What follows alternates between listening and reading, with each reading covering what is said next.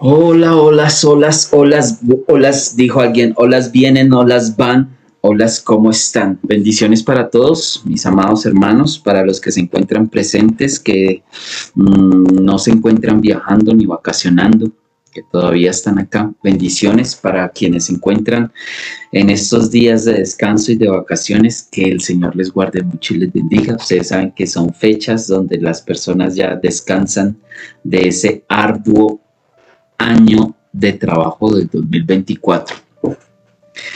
Así que de igual manera nosotros con vacaciones y sin vacaciones es nuestro deber y nuestra responsabilidad seguir aquí al garete, seguir aquí enfrente del cañón, seguir aquí en la torre atalayando, seguir predicando será nuestra consigna. Luego yo descanso y otros predican. Pero no podemos dejar, no podemos parar. Bueno, mis amados, nos encontramos en un día viernes, 5 de la mañana, hora Colombia.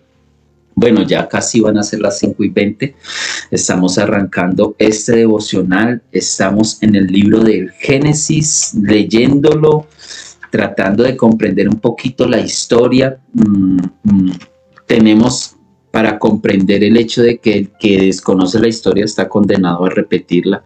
Creo que una de las cosas en las que más hemos tratado de trabajar acá desde el remanente es que los hermanos podamos sumergirnos en el conocer la historia, en el no tragar entero, en el tratar de entender y de comprender lo que pasa a nuestro alrededor, teniendo en cuenta precisamente un pasado que tuvimos y hacia el futuro, hacia donde nos proyectamos. Entonces, las escrituras están para educarnos, las escrituras están también para recordarnos, y por eso las escudriñamos, por eso las estudiamos, porque escudriñándolas a ellas, estudiándolas a ellas, encontramos salvación, encontramos vida eterna, encontramos a nuestro Rey, conocemos a nuestro Padre, a nuestro Creador, conocemos a nuestro Salvador, conocemos al Espíritu con el que fuimos bautizados, con el que fuimos sellados. Aprendemos, nos educamos, nos alimentamos, entendemos y comprendemos que las escrituras son el alimento de nuestra alma, el alimento de nuestro espíritu, y como somos seres espirituales más que seres carnales, así a veces parezca lo contrario, pues aquí estamos escudriñando precisamente por eso las escrituras.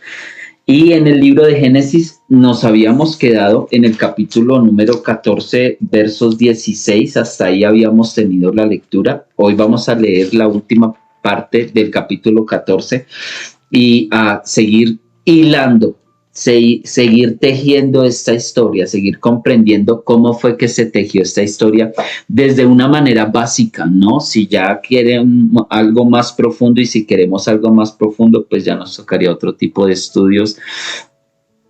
Pero por lo pronto y para con nosotros está el poder comprender lo básico, la esencia básica que nuestro Señor nos transmite a nosotros. Entonces, recordemos el contexto de la historia donde vamos. Estamos en el personaje llamado Abraham.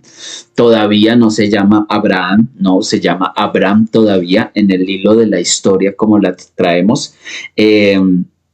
Se fue a la guerra, no Mambrú, sino Abraham se fue para la guerra a libertar a su sobrino. El Señor le concede esa victoria a Abraham, y Abraham juntamente con sus hombres y con quienes se le sumaron a la causa, le ganaron esta guerra a estos reyes que habían conquistado la parte de Sodoma, Gomorra, todas esas partes de allí, y habían llevado cautivo al sobrino de Abraham. Abraham se llena de motivos y se va para la guerra a rescatar a su sobrino Lot. Rescata a su sobrino Lot Y ahí nos quedamos en esa parte de la historia. Entonces, ahí continuamos, ¿no? Versos 17 en adelante del capítulo 14 y dice la palabra del Señor. Es en esta versión, ¿no?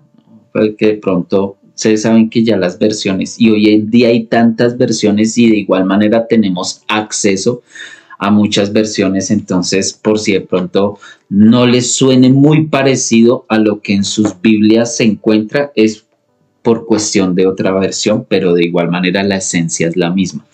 Dícese entonces del verso 17, después que regresó tras derrotar a Kedorlaomer y a los reyes que estaban con él, el rey de Sodoma salió a su encuentro en el valle de Sabe, que es el valle del rey,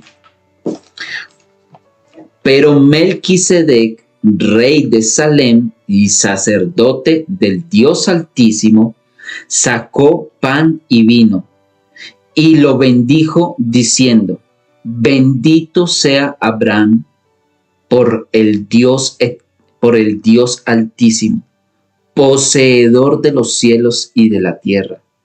Y bendito sea el Dios Altísimo, quien entregó a tus adversarios en tu mano y le entregó el diezmo de todo. Entonces el rey de Sodoma dijo a Abraham, dame las personas y toma para ti los bienes. Pero Abraham respondió al rey de Sodoma, he alzado mi mano al Eterno, he alzado mi mano al Eterno, al Dios Altísimo, poseedor de los cielos y de la tierra, que de todo lo que es tuyo no tomaré ni un hilo, ni una correa de sandalia, para que no digas, yo enriquecí a Abraham, con la sola excepción de lo que han comido los jóvenes, y la porción de Aner, Escol y Mamre, los hombres que vinieron conmigo, solo ellos tomarán su parte. Ese es el capítulo número, o sea, así termina el capítulo número 14 del libro de Génesis, incluyendo dentro de la historia y la hilaridad del hecho histórico a Melquisedec. Y de aquí vean que podríamos estar hablando varias cositas, pero no me voy a meter en harinas de otros costales. Porque, bueno, tratemos de comprender qué es lo que está pasando acá. Por lo general, muchas veces nosotros hemos escuchado este texto, la mayoría de nosotros hemos escuchado este texto, teniendo en cuenta la educación con la que nosotros hemos sido educados, valga la redundancia. Hablo en cuanto a la parte de la economía, en cuanto a los diezmos. No en cuanto a las ofrendas vienen con otros textos, pero el diezmo en sí, incluso aquí es la primera parte donde se menciona el diezmo. Y obviamente, pues a nosotros en las congregaciones, en las iglesias, nos han educado con base en esto y siempre nos remontan precisamente a este pasado, a que el diezmo existe desde tiempos inmemorables, y para nosotros pues ha sido este texto por eso tan conocido, más que todo por esa parte de lo relacionado en cuanto a nuestra economía. Pero miren que aquí hay más cositas de las cuales nosotros podemos aprender y de las cuales nosotros podemos tomar, aparte de esa enseñanza tan profunda en cuanto a la economía nuestra. Y es lo siguiente, vamos a tratar de comprender, dícese de las escrituras, ¿no? Después de que regresó tras derrotar a Kedorlaomer y a los reyes que estaban con él, y el rey de Sodoma salió a su encuentro en el valle de Sabe, que es el Valle del Rey, también, o sea, a Abraham salen a recibirlo es reyes. Se menciona al rey de Sodoma y luego viene y se menciona a un rey, pero es que este rey es muy diferente. Verso 18. Pero Melquisedec, rey de Salem y sacerdote del Dios Altísimo, sacó pan y sacó vino.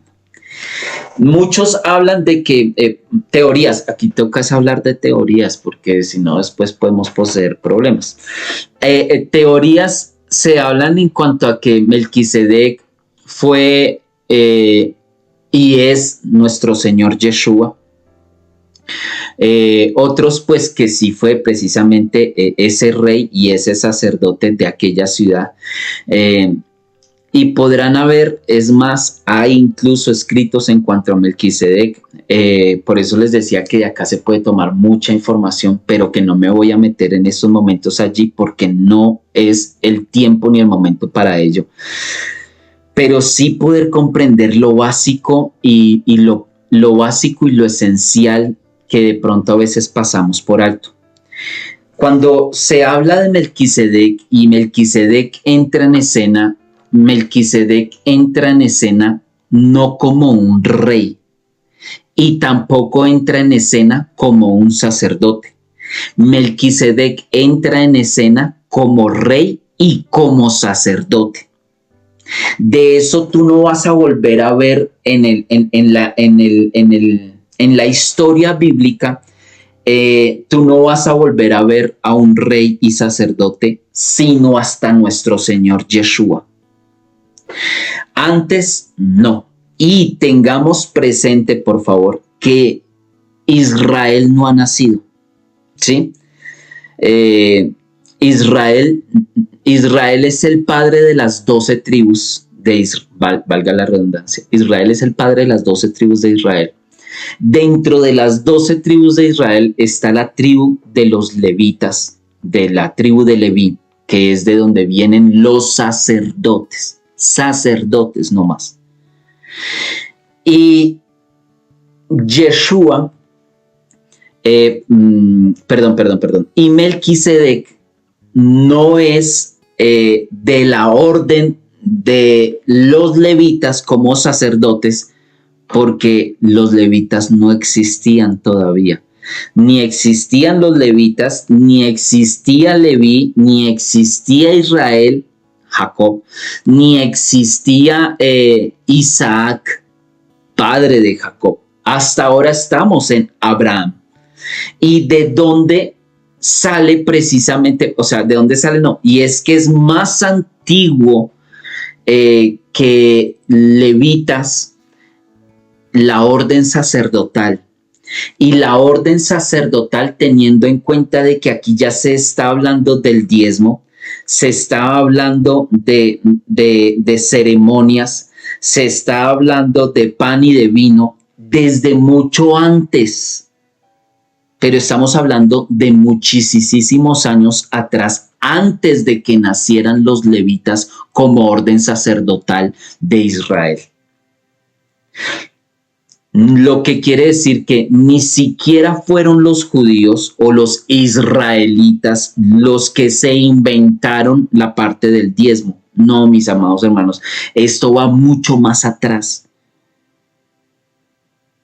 Y la orden sacerdotal va más atrás. Es más, tengamos también presente que incluso Moisés, cuando Moisés sale al desierto, allá en el desierto Moisés conoce a Jetro o a Jetro. Y Jetro también es sacerdote del Dios Altísimo. Y todavía no existía la orden sacerdotal, aunque ya existía la tribu de Leví, pero no existía la tribu de Leví ungida para dicha labor. Lo que nos habla a nosotros de que el sacerdocio precede, va mucho más atrás de los israelitas o de la tribu de Leví. Esto viene mucho más atrás. Es una hilaridad que se ha venido trayendo. El Señor siempre ha provisto sacerdotes, siempre ha provisto quien hable, quien pregone, quien predique, quien profetice, quien proclame, quien bendiga. Entonces esto no es nuevo, como para que, no es nuevo y no pertenece única y exclusivamente a Israel, sino que ya hay precisamente una ley que precede. Es que a veces a nosotros se nos olvida eso.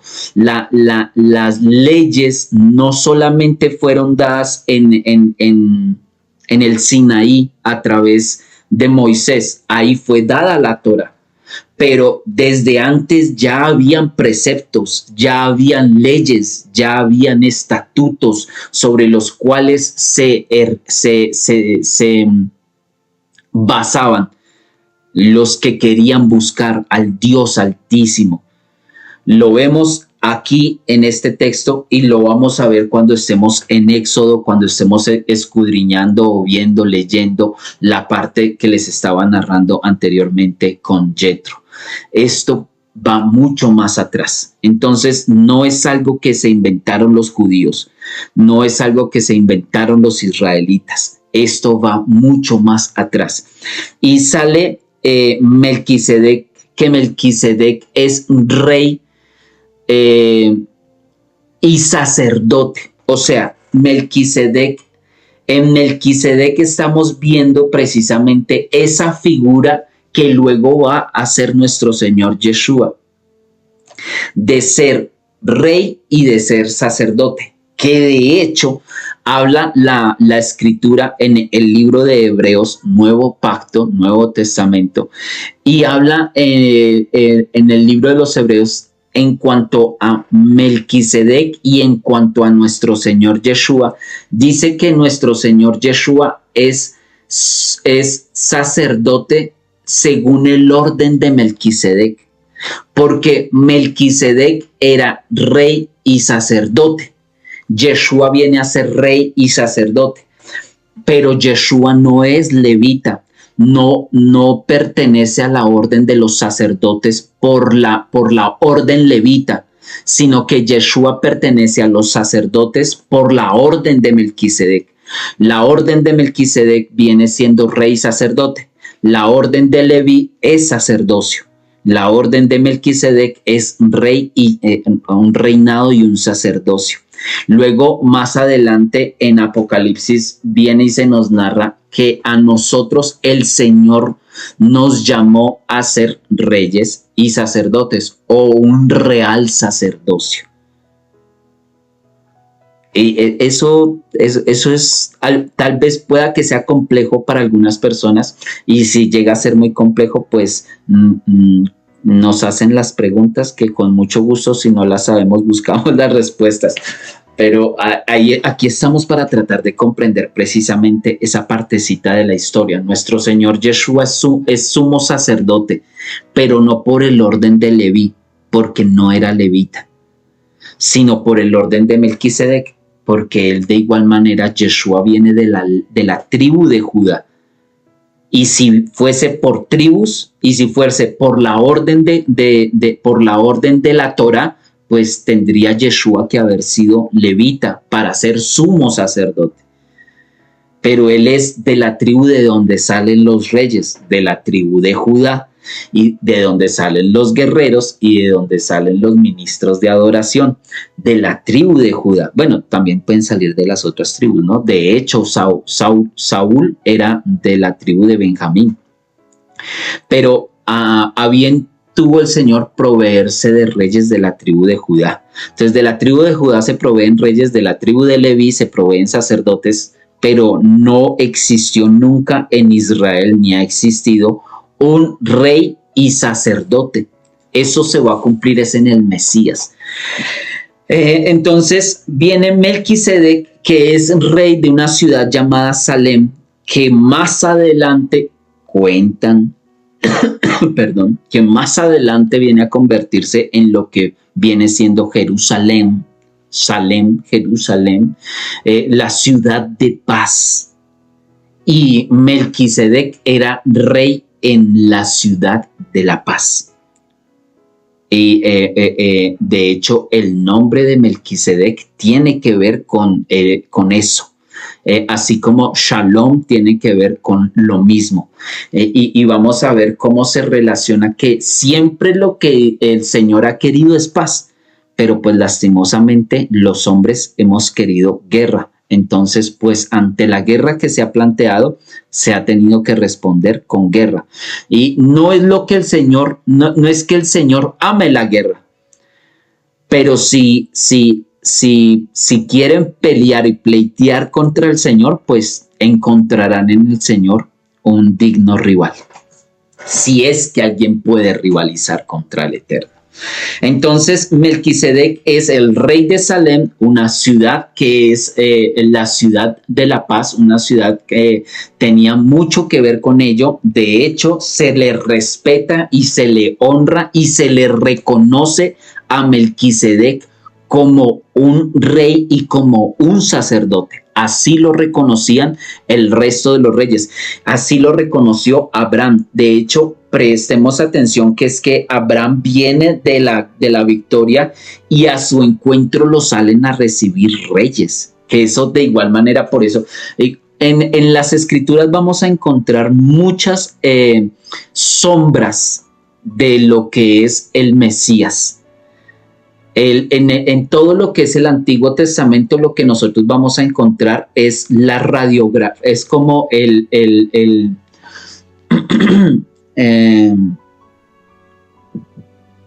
¿cómo es que se llamaban estas? Y yo lo he hablado en varias ocasiones. Negativos. El antiguo pacto es como el negativo y el nuevo pacto es como la revelación del negativo. O sea, eso de pronto lo entenderán los que vivimos en las épocas de las fotos no digitales, sino de las camaritas y del rollo de fotos. Entonces podemos entender mejor esa parte, ¿no? Que el rollo, uno tomaba las fotos y esas fotos se guardaban dentro de un rollito. Y ese rollito uno lo llevaba a los lugares especializados donde hacían todo un proceso químico para poder pasar la imagen que había sido capturada en ese momento por medio de luz y estaba guardada en el rollo, y luego viene el fotógrafo en su cuarto oscuro con su luz roja y empieza a revelar lo que ya estaba en el rollo. Y el Antiguo Testamento es como el rollo y el Nuevo Testamento es como esa revelación del rollo.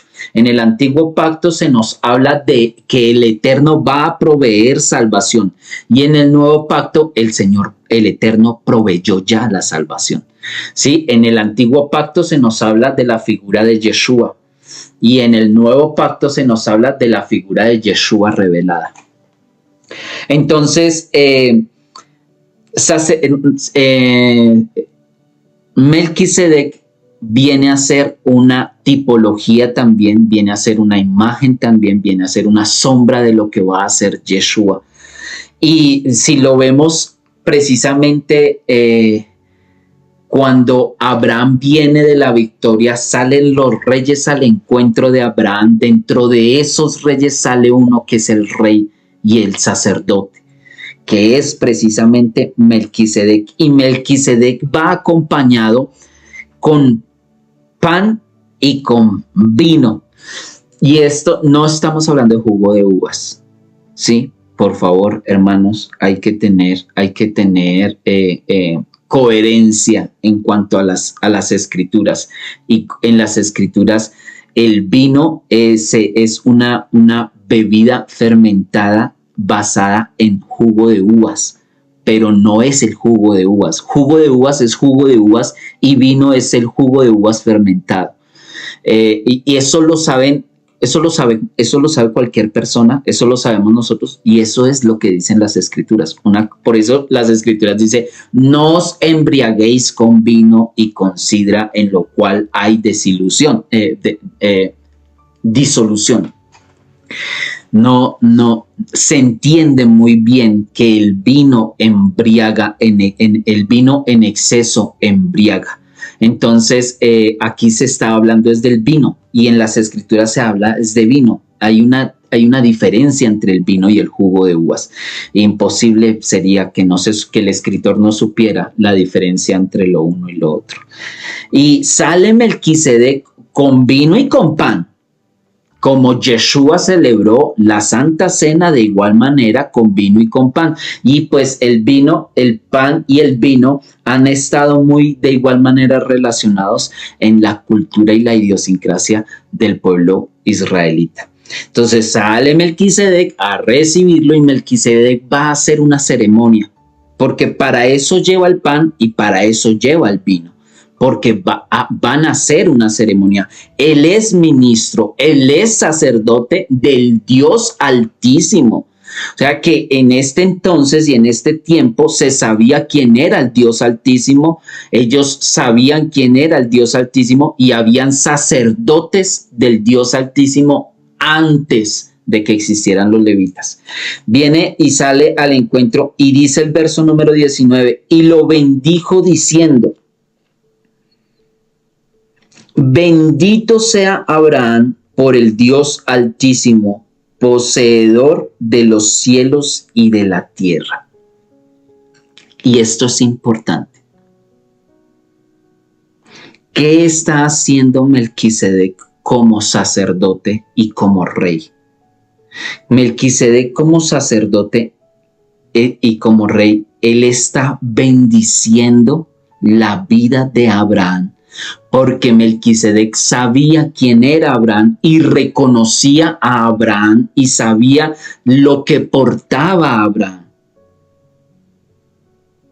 Y en su papel de ministro está en su responsabilidad bendecir al siervo del Eterno, bendecir al ungido del Eterno, bendecir a quien lleva la orden, la voluntad, a quien está haciendo la obra. Abraham está haciendo la obra, Abraham está siendo llamado fue llamado por el Señor, está atendiendo al llamado de parte del Señor, y Melquisedec como sacerdote está bendiciendo la vida de Abraham. Y eso es algo importante que necesitamos nosotros reconocer. Y es que los ministros deben de ser eso, de bendición para los hermanos. Melquisedec está está bendiciendo y está sirviendo a la vida de Abraham. Le está bendiciendo su vida.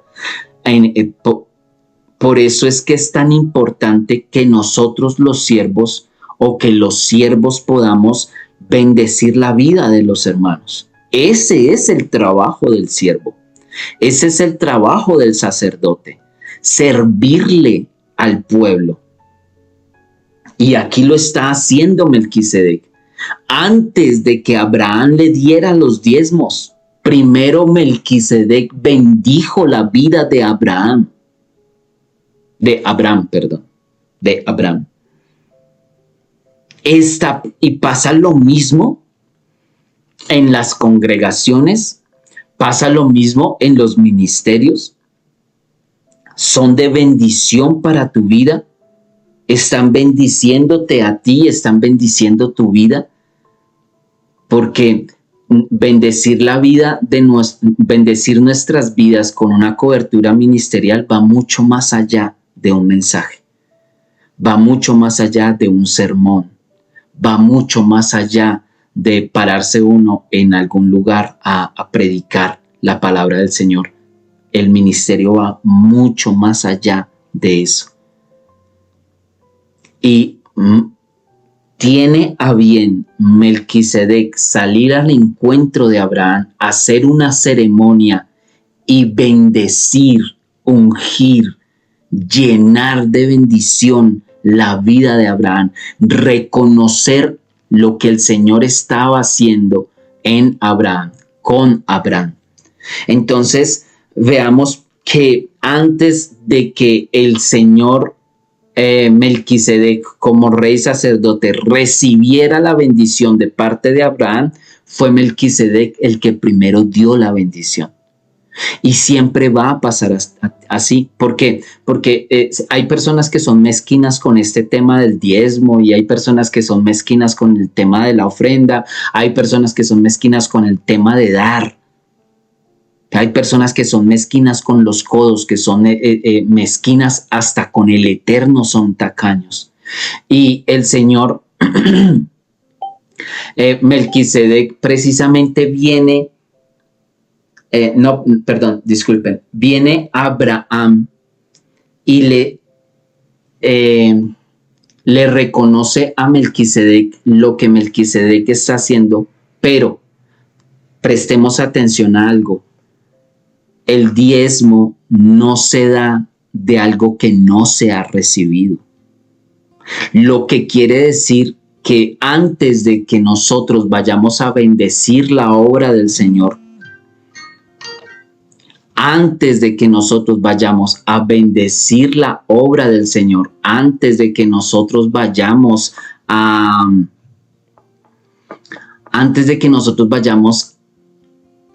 llevar nuestros diezmos, antes de que nosotros vayamos a llevar nuestras ofrendas, antes de eso, el Señor ya nos ha bendecido a nosotros. Abraham no le va a llevar a Melquisedec algo que Abraham no tiene. Tú no le vas a ir a llevar al Eterno, al Señor, a bendecir la obra, a bendecir la iglesia, a bendecir el ministerio.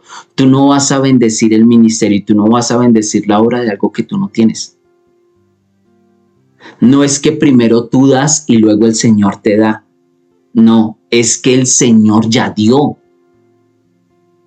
Y tú estás dando de lo que Él ya te dio a ti. Abraham no está dando algo que Abraham se está inventando. Abraham está dando de lo que Él ya recibió. Abraham ya recibió la victoria. Abraham ya rescató a su sobrino. Abraham ya fue bendecido. Y en retribuciones que Abraham va y da. Entonces a nosotros el mundo nos puede decir, nuestros familiares nos pueden decir que es que a nosotros nos están robando la plata, que es que a nosotros nos están quitando, que es que a nosotros nos tienen manipulados, que es que no se trata de que a nosotros nos están quitando. Nosotros estamos retribuyendo algo que ya el Señor nos ha dado a nosotros. Tú no vas a dar un diezmo, tú no vas a dar una ofrenda de algo que tú no has recibido. Porque en el Señor es de lo que tú ya recibiste, de lo que tú ya tienes, de eso tú das, de eso tú distribuyes, ¿sí? Cuando tú recibes tu paga, cuando tú recibes tus honorarios, pues tú tienes tus honorarios, tú tienes tu paga, tú tienes tu salario y tú haces distribuciones, ¿no? Esto es para la vivienda, esto es para la alimentación, esto es para el vestido, esto es para los niños, esto es para él. Tú haces tú repartes de lo que tú ya tienes. Si tú te quieres acordar de quien te dio la salud y de quien te proveyó el trabajo, pues estás en la disponibilidad de hacerlo porque eso tiene que nacer en el corazón. A Abraham le nació en el corazón, le nació en su corazón dar, le nació en su corazón proveer, le nació en su corazón dar de lo que ya había recibido. Eso es lo que va a pasar después, aquí en el mismo texto que estamos leyendo.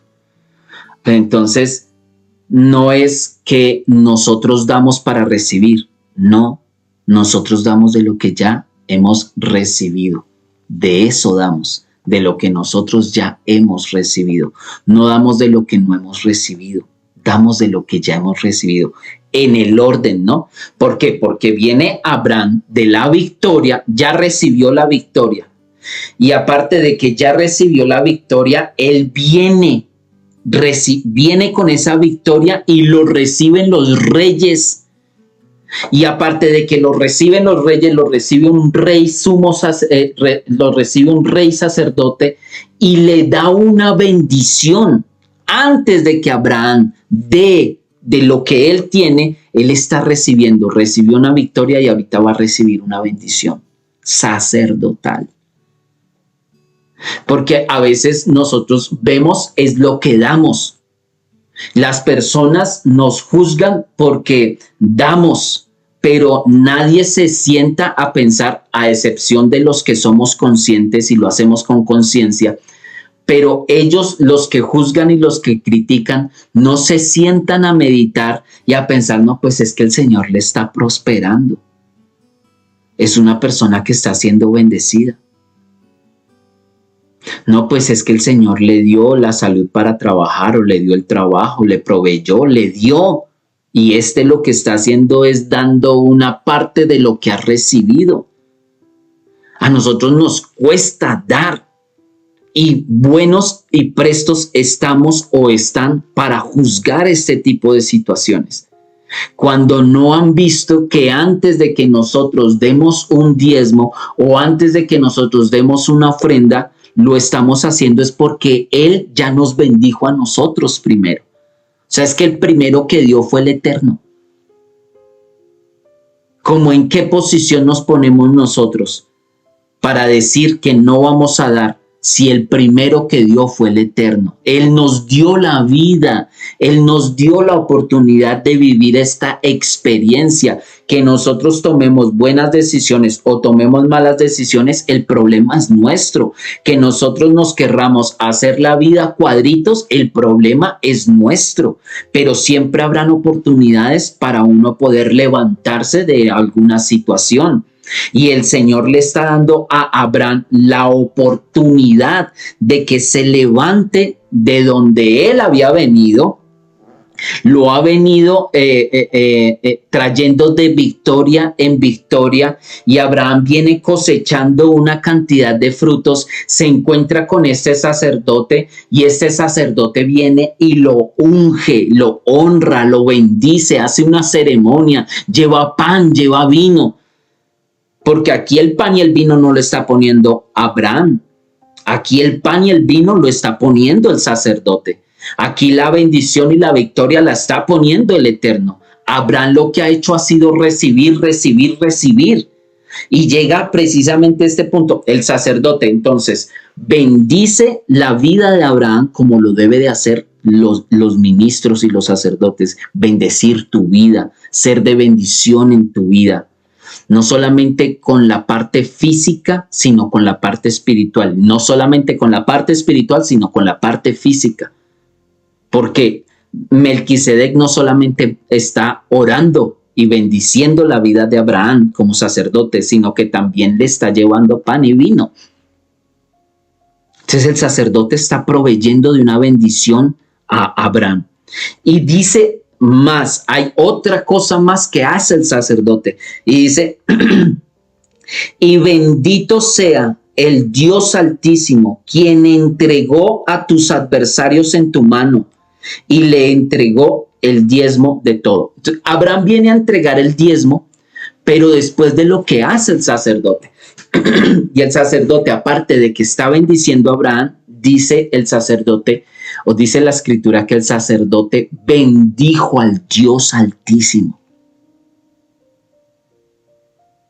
En medio de la ceremonia se bendice al ungido, y aparte de eso se bendice al Eterno por lo que está haciendo a través del ungido, por lo que está haciendo a través de esta persona, por lo que está haciendo, por cómo se está moviendo. Lo está reconociendo el sacerdote, bendice a Abraham y bendice al Eterno por la vida de Abraham. Bendecimos nosotros al Eterno por las personas que Él pone a nuestro alrededor. Bendecimos nosotros al Eterno por esas personas que el Señor coloca a nuestro alrededor para ser de bendición en nuestras vidas. Bendecimos nosotros al Eterno por lo que Él nos da y aún incluso por lo que Él nos quita. Dice el Job que teorizan en cuanto a que Job era contemporáneo con Melquisedec y con Abraham. Otros dicen que era prediluviano. Entonces, pues ya dependiendo de lo que tú... Pero sí, de que sí es antiguo, es antiguo. Y Job dice...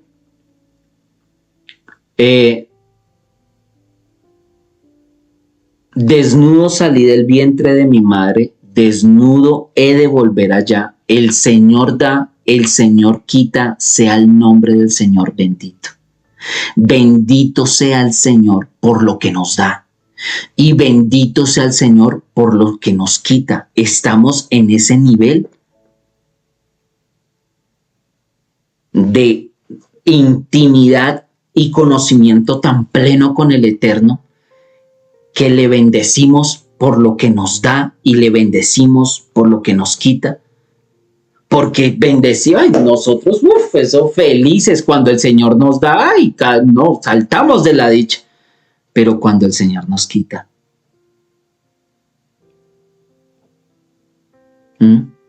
Entonces, aquí viene y el sacerdote bendice al ungido y aparte de eso, bendice al Eterno por la vida del ungido.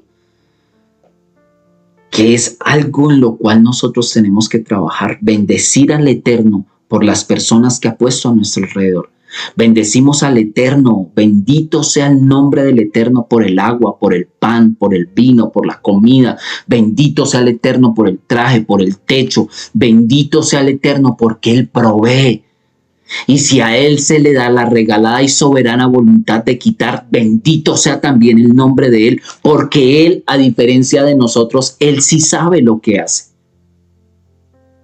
Él sí sabe por qué nosotros pasamos por donde pasamos. Él sí sabe. Nosotros nos cuesta mucho seguir el camino para entender la voluntad del Eterno. Entonces, después de que Abraham ha recibido todo lo que Abraham ha recibido, Abraham tiene a bien en su corazón dar este paso y marcar una línea, marcar un precedente, dar un principio, dar no porque Abraham no lo dio, ser partícipe de esta ceremonia, de lo que es poder bendecir al que ha dado la bendición. Bendecir la obra, bendecir el reino. Yo he trabajado, el Señor me ha bendecido y de lo que yo he recibido, de las victorias que he recibido, de las bendiciones que he recibido, de eso voy a dar. Porque el Señor no te va a pedir a ti algo que Él primeramente no haya dado. No lo va a hacer. Él nos dice a nosotros y Él nos enseña a nosotros que debemos de sembrar nuestra semilla en tierra fértil. Y el primero que sembró fue Él en nosotros. Es muy poco lo que nosotros damos comparado a todo lo que Él nos da a nosotros. Y aquí lo estamos viendo. Abraham solamente está llevando o solamente está dando el diezmo de todo lo que el Señor ya le había dado y hasta ahora está empezando. Por eso de igual manera Israel lleva la bendición que lleva. Porque desde pequeñitos a ellos les enseñan a honrar al Eterno con lo que al Eterno se debe de honrar. Y tú vas a ver que los judíos llevan y portan esa bendición. Todo lo que ellos tocan, donde ellos ponen sus manos, en lo que ellos trabajan, es bendecido. Tienen una bendición especial para las riquezas. Porque desde pequeños les enseñan a honrar a quien deben de honrar, quien es el uno, y al uno se honra. Y esto no viene por orden de los levitas, esto no viene por orden de la Torá, esto va más atrás de que la ley no ha sido dada. Moisés todavía no existe. Y desde antes de que existiera Israel como nación, Israel como pueblo, Israel como persona, ya esto del sacerdocio y del honrar la obra del Eterno ya existía. Entonces viene y dice la escritura, ¿no? Y bendito sea el Dios Altísimo, quien entregó a tus adversarios en tu mano y le entregó el diezmo de todo. Entonces el rey de Sodoma dijo a Abraham: dame las personas y toma para ti los bienes. Pero Abraham respondió al rey de Sodoma: he alzado mi mano al Eterno, Dios Altísimo, poseedor de los cielos y de la tierra, que de todo lo que es tuyo no tomaré ni un hilo, ni una correa de sandalia, para que no digas: yo enriquecí a Abraham, con la sola excepción de lo que han comido los jóvenes y la porción de Aner, Escol y Mamre, los hombres que vinieron conmigo, solo ellos tomarán su parte. Y así termina el capítulo número 14 del libro del Génesis. A Abraham, siendo bendecido, reconocido y ungido por el Eterno a través de Melquisedec. Y de igual manera vemos cómo Abraham está rechazando el ser recompensado o bendecido por alguien como el rey de Sodoma. Primero, no lo necesitaba. Para este entonces, Abraham, que no era rey, ya era más poderoso que los reyes de la región. Para esta época que estamos viviendo del relato bíblico, Abraham ya es reconocido por ser un instrumento de parte del Dios Altísimo. Y Abraham no quería mancharse con lo que el rey de Sodoma estaba brindándole, precisamente porque en ese momento él entendió, él discernió la intención del corazón del rey de Sodoma y de Gomorra. Y con esto quiero terminar. Hay que ser sensibles, muy sensibles, porque se acercarán personas a tu vida para quererte desviar la mirada y que después tu bendición no vaya a depender del Eterno, sino a depender de algún hombre, de alguna mujer, de alguna empresa, y que la honra y la gloria se la lleve otro. Y esto era lo que Abraham quería evitar. Abraham quería evitar que la gloria y que la honra se la llevara al rey de Sodoma, para que luego más adelante en mensajes como el del día de hoy muchos pudiésemos decir: la bendición de Abraham dependió del Eterno, no de nadie más. Fue el Eterno quien bendijo el caminar de Abraham. Fue precisamente el Eterno el que le dio las victorias, el que lo guió, y la gloria y la honra se la va a llevar el Eterno y no ninguna otra persona.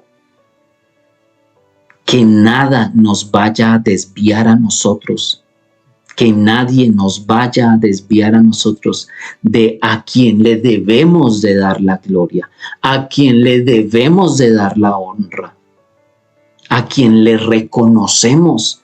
Hay muchas personas que ustedes creen que Abraham se puso a mirar a ver: ¿será que si le doy esto a Melquisedec? ¿Qué tal que Melquisedec no lo ha? Es que ese ya es problema de Melquisedec, ¿sí? No es problema de Abraham.